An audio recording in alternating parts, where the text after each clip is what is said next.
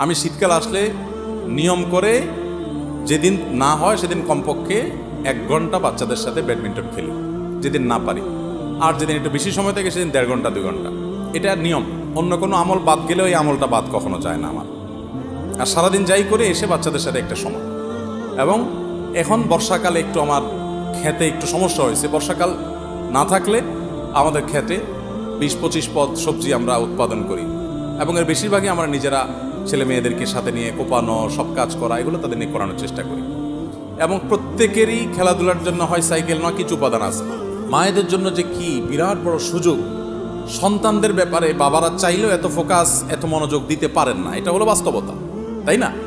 নবী করিম সাল্লাল্লাহু আলাইহি ওয়াসাল্লাম মা বোনদের উৎসাহিত করেছেন যে পয়েন্টে, আমাদের মেয়েরা অনেক সময় আমাদের সাথে কম্পিটিশন করে যে ছেলেরা এই ভালো কাজ করতে পারে, আমরা কি কি ভালো কাজ করতে পারবো। দেখুন, ছেলেদের চাইতে মেয়েদের ভালো কাজ করার অপরচুনিটি কোনো ক্রমে কম নয়, বরং বেশি। ছেলেরা মসজিদে গিয়ে জামাতের সাথে কষ্ট করে নামাজ পড়ে যে সওয়াব পাবে, মহিলারা বাসায় বসে নামাজ পড়লে, ওয়াক্তিয়া নামাজ বাসায় বসে নামাজ পড়লে সওয়াব ছেলের চাইতে আরো বেশি পাবে। ছেলেরা কত গুণ বেশি পাবে জামাতের নামাজ পড়লে? 27 গুণ। তাহলে 27 গুণের বেশি হলে কমপক্ষে 28 গুণ। কারণ নবী করিম সাল্লাল্লাহু আলাইহি ওয়াসাল্লাম বলেছেন, অবয়ুতুহুন্না খায়রুল্লাহুন্না, ঘরে নামাজ পড়া তাদের জন্য বেশি উত্তম, মানে বেশি সওয়াবের। তার মানে আমি 27 গুণ পালে সে মিনিমাম 28 গুণ না হলে তো বেশি হবে না। তাহলে তাদের ব্যবসাটা খুব ইজি। সন্তানদের লালন পালন করার জন্য বাবা এত কষ্ট, এত শ্রম, টাকা পয়সা কামাই করা সব করবে, আর মা বাসা থেকে যদি তাদেরকে দিন দিয়ে দেন, দিনের উপরে তাদের বেসমেন্টটা গড়ে দিতে পারেন, তাহলে ওই যে অনন্তকালে সওয়াবের একটা পথ এখান থেকে উন্মোচন হয়ে গেল। এটা আমাদের মায়েদের খেয়াল করা উচিত। কিন্তু দুর্ভাগ্যজনক বাস্তবতা হলো, বাবাদের মতো আমাদের মায়েরাও বিজি হয়ে গেছে। তাদের এখন বান্ধবীদের সাথে বিভিন্ন হোয়াটসঅ্যাপ গ্রুপে আলাপ সালাপের ব্যাপার স্যাপার থাকে।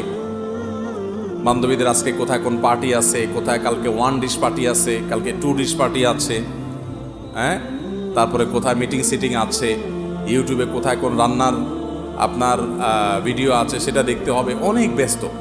ফেসবুকে লাইক কমেন্ট কি আসলো না আসলো, কোন বান্ধবী কি মেসেজ দিলেন জবাব দিতে হবে, এগুলো নিয়ে অনেক ব্যস্ত। সন্তানদেরকে অল টাইমের প্যাকেট ধরা দিয়ে স্কুলে পাঠিয়ে দিচ্ছে, আছে না নেই? এই বাপ মা যখন বুড়ো হবে, সন্তানও এরকম অল টাইমের প্যাকেট ধরা দিয়া বৃদ্ধাশ্রমে পাঠিয়ে দিবে যে একটা স্বাস্থ্যকর খাবার দিয়ে দিই, জামাটা পরায় দিই। আমাদের দেশে দুর্ভাগ্যজনকভাবে মানুষের আর্থিক যে সঙ্গতি সেটা বাড়ছে, পাশাপাশি আমাদের কালচারাল অধঃপতনও হচ্ছে। আপনি দেখবেন ঘরে ঘরে এখন মানুষের মধ্যে এই মানসিকতা চলে আসছে যে কাজের লোকেরা ছেলে মেয়েকে স্কুলের জন্য রেডি করতেছে, মাদ্রাসার জন্য রেডি করতেছে।